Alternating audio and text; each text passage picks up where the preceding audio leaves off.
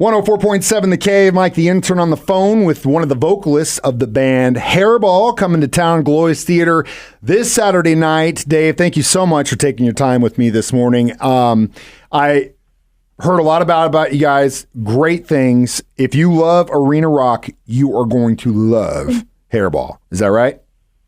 Oh, yeah, we're a one-stop shop for that stuff, where we come to town and we're there to preach the gospel of rock and roll, and we're there to save souls and let people know that everything's going to be okay.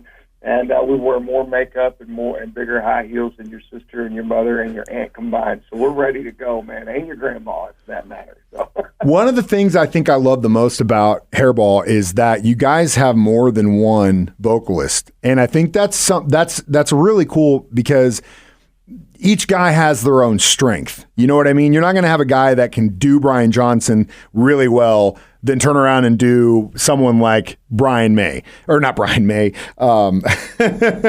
Freddie Mercury.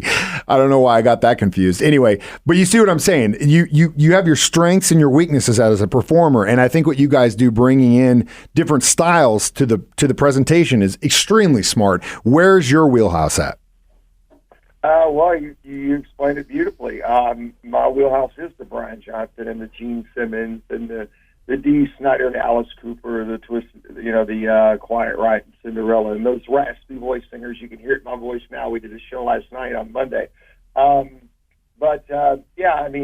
Just because I can sing Brian Johnson and all of that stuff doesn't mean that I'm going to be able to sing Steve Perry. You know what I'm saying? So, and vice versa. So, yeah, to have three singers with differing strengths, it really does lend to a more proper show and more fun, for that matter. And it gives you a chance to kind of just keep it going, because a lot of people, give the singers the flack because, you're not the one carrying all the gear, man. You're not the one having to do this.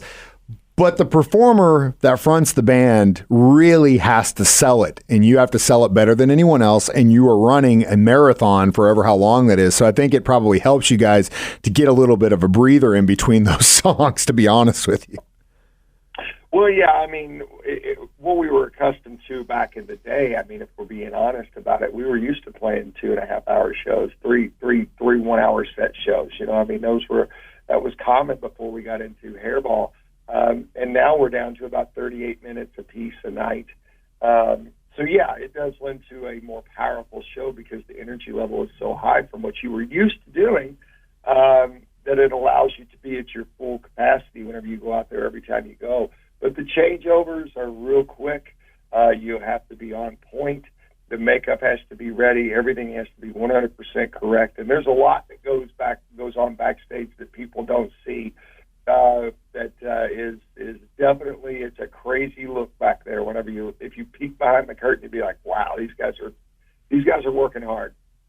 One of the things I think is really, really funny is if you look at your bio on your website, hairballonline.com, all the singers list Kiss as your favorite band, which I think is great. You know what I mean? Like the singers all agree that Kiss is your favorite band. What's your second favorite band?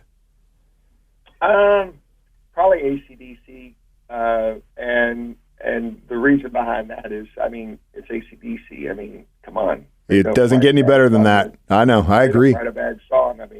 They draw a perfect circle every time. Have you ever tried to draw a circle? Okay, you know how hard that is, right? Well, AC/DC draws a perfect circle every single time. That's what they do, and they're just incredible. So they don't write bad songs, and AC/DC would probably be my second favorite band. Now, I always preface what I'm about to say with this. The vocal performances that Brian Johnson did on Back in Black and For Those About to Rock are hands down some of the most amazing vocal performances done by any lead singer of all time. I don't care who you are. Consistently on those records, Brian Johnson is trying to prove to that band and everyone else that he could be as good, if not better, than Bon, or he completely separate himself from that, which is what he did. He created, they were more popular than they'd ever been once that album came out. But my heart always goes to the songwriting that they did and the feel that they had with Bon. I liked the grittiness. Powerage is probably my favorite AC/DC record. Even though there's not one single on that album, consistently that album, front to back, is a banger. So do you feel more akin to the Bon Scott era or the Brian Johnson era? Well, you just nailed everything that I would say. Brian on Back in Black destroyed that record. It was incredible. And as far as vocals go, now this is strictly vocals. Brian Johnson destroys Bon Scott. Destroys it. There's no two. It's not even in the same ballpark. But Bon Scott was such a character, and Bon Scott was such a lyricist, and Bon Scott was such an incredible presence. And you can't help but not love Bon Scott. He was the man. And you're exactly right. Powerage is my favorite AC/DC record. Hell yes. And it is it's just an amazing album. Even Eddie Van Halen said that was his favorite. I don't know why. I think it's just one of those things that if you really dive into that band and you really spend time with AC/DC and you find what they were going for, that's the album that I think they hit it out of the park, even though no one else at the time saw it, and it's always Highway to Hell or whatever for those about to rock, but not for those Let There Be Rock. But it blows my mind. It's kind of the argument that you always make with Van Halen, with Diamond Dave versus Sammy Hagar. Sammy Hagar completely blows Diamond Dave out of the ballpark with his vocal presence. But the songs they wrote while Diamond Dave was in the band are so much better than the ones that they wrote when Sammy was in the band. It's one of those things. Well, the thing that you got to understand about that is that Dave was chocolate and Eddie was peanut butter, and that's what goes together. That's a good way to put it. And it's just an amazing thing that they put together. But as far as Brian and Bon, the thing that drives me crazy about Brian and AC/DC fans is that they don't want to give him credit. They don't want to give him credit for what he did. They don't want to give him credit for the album that he wrote. You see it all the time. They don't want to give him credit for writing Back in Black. They say Bon did that. No, give the guy credit. Yeah, he crushed it, and he did such a great job. And he saved that band, whether you like it or not. Oh, 110%. He saved that band, and thank God for him, because he's an incredible singer. And I challenge any vocalist worth their salt to do all of Back in Black in one night. And when you do, you'll know exactly what he went through. And because I know all too well. Oh, I'm sure you do, man. I'm sure you do. And again, that's why I preface it to always when I say that, because you, as a musician myself, and understanding what it takes to hear those two albums, Back in Black and For Those About to Rock, the vocal performances, they're just unbelievable. And it's something else I always say, like when you're setting up a stereo, the first record I play is Back in Black to make sure that it sounds the way it's supposed to sound every single time.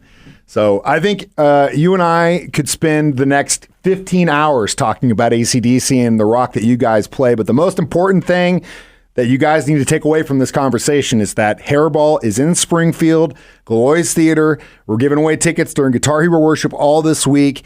Do not miss out on this show. It's going to be a great Saturday night of rock and roll. All your favorites at the Gillioz. Dave, thank you so much for taking the time and having this great conversation with me this morning. Absolutely, man. We want everybody to come to the show. We want you to raise your glasses in the air. We want you to sing your choruses to the favorite songs of your childhood, and slap your buddy on the back and spill beer on each other, and just worship at the altar of rock and roll, because there's not a greater show out there right now that does this. I say that without any reservation. We show up with the intention to preach the gospel, and man, I am telling you right now, you have 6 preachers on that stage, and we are full and passionate about the gospel, and we cannot wait to see you guys in Missouri. It's going to be just an over-the-top family reunion, and we are going to celebrate rock and roll in all its glory that night. So everybody come on, show up. Let's have a big time, and I'll give you a big Ric Flair